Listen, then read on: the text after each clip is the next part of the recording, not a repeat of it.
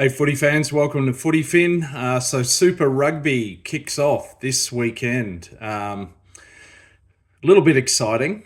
Um, yeah, new season ahead. So, it all kicks off Friday evening with the Crusaders hosting the Hurricanes. The Crusaders had a disappointing year last year, of course. They'll be hoping to do better. And the Hurricanes, after topping the table, got bundled out in the semis. So they've also got a point to prove. Then over in Sydney, the Waratahs host the Highlanders.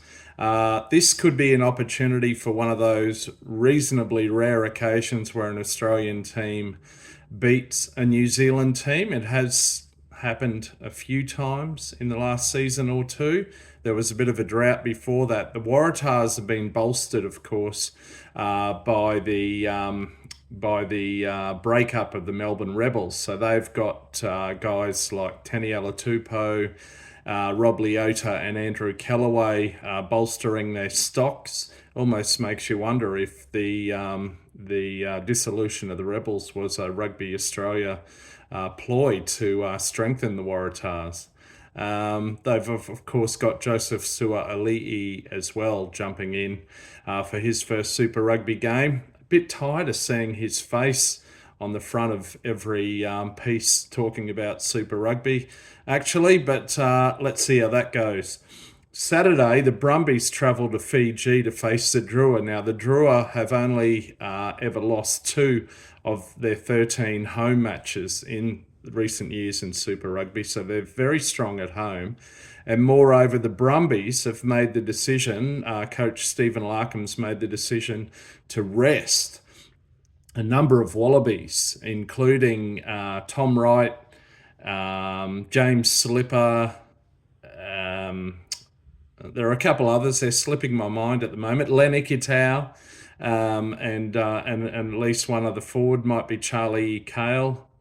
So interesting choice there. Apparently, Rugby Australia has a policy in this year with the Lions where they want super coaches to rest Wallabies or expected Wallabies every 7 rounds. So interesting ploy there.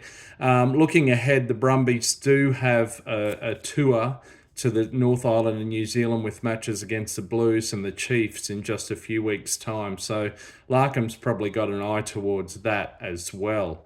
A couple of other injuries too to the Brumbies, so they'll definitely be a weakened team. The Drua would be expected to win at home.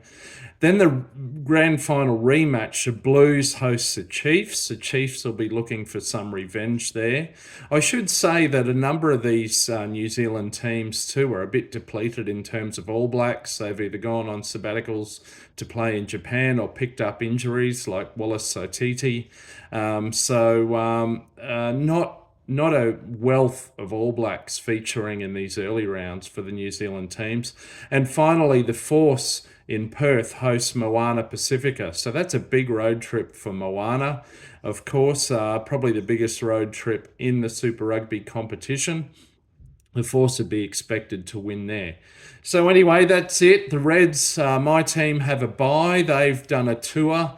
I think a private, wealthy individual funded, thankfully, a tour where they took on Bristol in Bristol and Ulster in Belfast. They won both games. The Bristol one was an easy win against understrength Bristol Bears. The Ulster game was a bit closer, but the Reds ended up winning with a late try. So that's a great prep for the season, something a bit different, a bit exciting. I think it's the first time a Queensland team has toured the UK or Ireland since about 1990, when a fella called John Eales probably hadn't even quite made his test debut yet. So I like the look of that. The Reds do look pretty strong. I'll probably run over their squad next week ahead of their first Super Rugby game. So yeah, bring it on.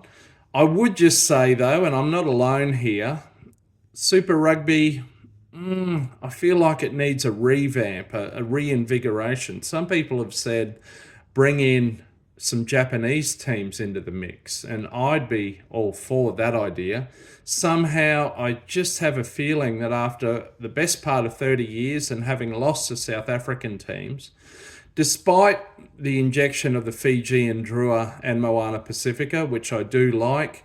Of course, the Jaguares from Argentina came in, but they've been lost, as did Japan Sunwolves, who played a lot of games out of Singapore. I just feel that it needs a reboot.